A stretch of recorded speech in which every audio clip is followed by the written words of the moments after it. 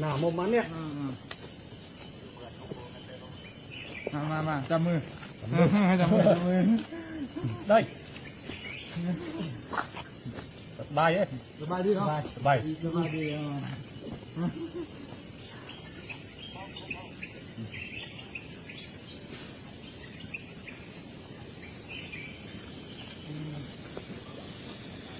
ผ่านจับไปเที่ยไม่บัดจับไปเที่ยในลกนี่ไรยมได้ทุกเอ้ย มันจะสู้กัน สบายเนาะ สบายดีแบบเดินบาดเลย บาด เดี๋ยวบอก กี่คนเนี่ยบายเอามันเนี่ยประมาณเนี่ย ไม่บัด ใบโง่ขนาดกรุบกรอบปีได้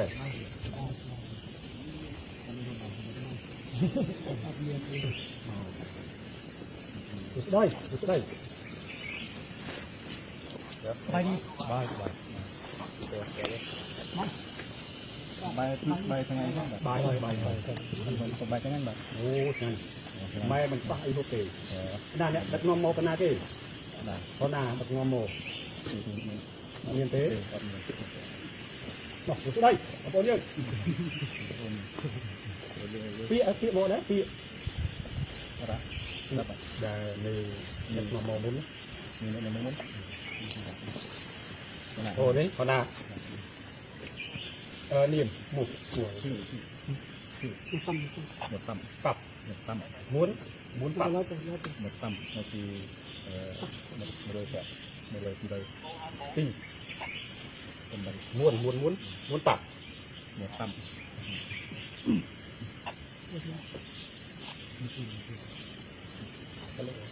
ไปโน่นได้75ครับ มันหลังขนม ไปตรงtớiตรงtớiหน้าtớiทางนั้นคือคะแนน แล้วนี่ โอ้ยายไม่เด็กโรยบนต้นโมปรับทางเป็นกระโดงหัวดังทองทางนี้นะ บาท เราบาทอย่างนั้น บาทตัดมีมีต้องขโมยมีปัญหายังสบายออกอยู่ขโมยยิงกา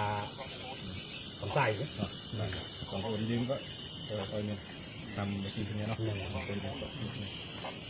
ไอ้เด็กครับมาเป็นดาว ในทีนี้ได้ป่ะ เฮ้ยกัน ทีนี้ทำ สมเด็จเด็ดขอบคุณสมเด็จเด็ด